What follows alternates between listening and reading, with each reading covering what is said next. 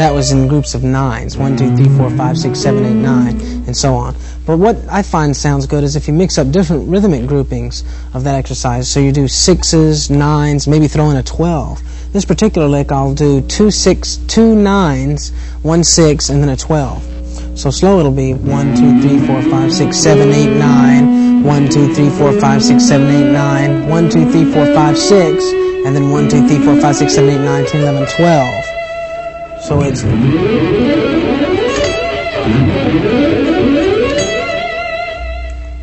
After you've covered those basic 4 hammer-on and pull-off exercises, you can start to get into the 1 note per string hammer-on type of territory.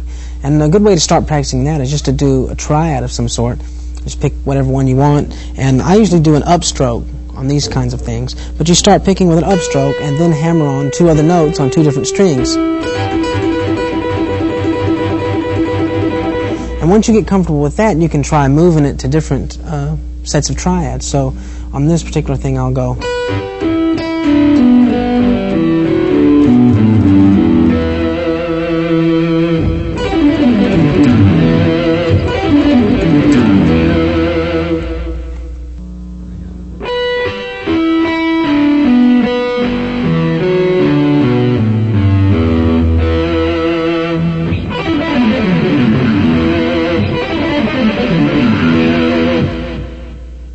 There's all kinds of directions you can go in with that triadic hammer-on type of approach, moving it all over the neck.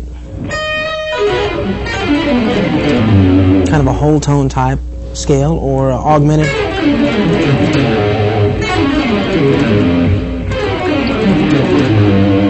Slow, that is.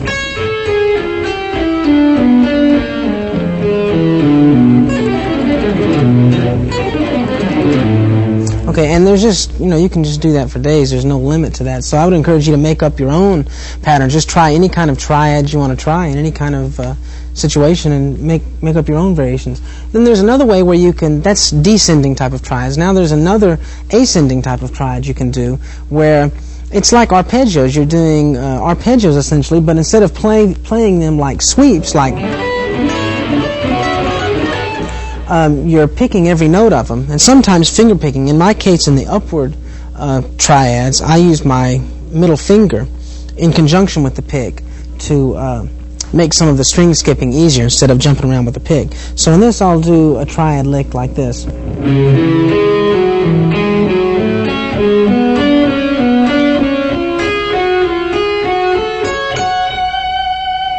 Kind of a F-sharp minor arpeggio.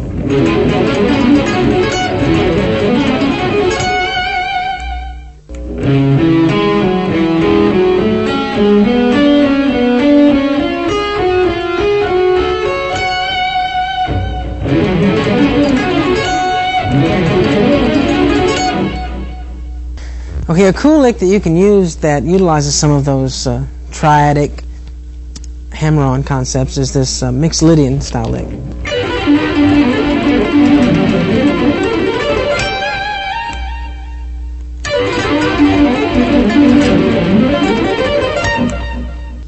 Okay, that lick slow is...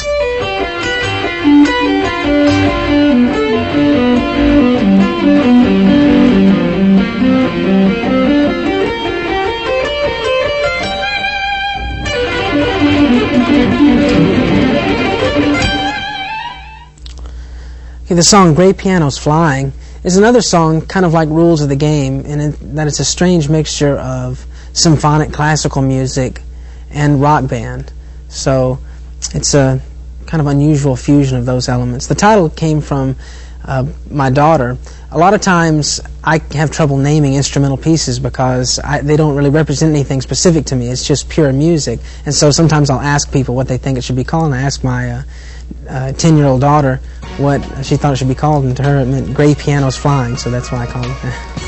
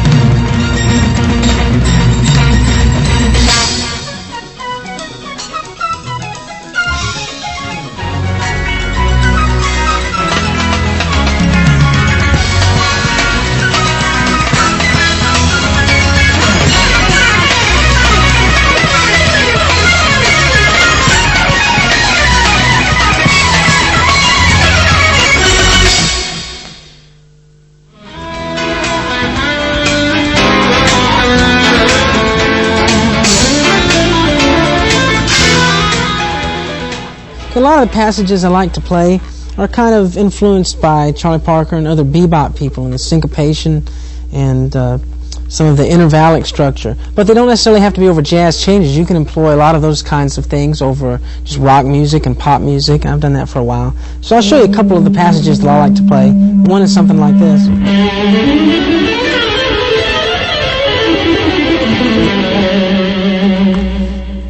Okay, I'm going to break it down and do it slow. It's kind of an A dominant kind of thing.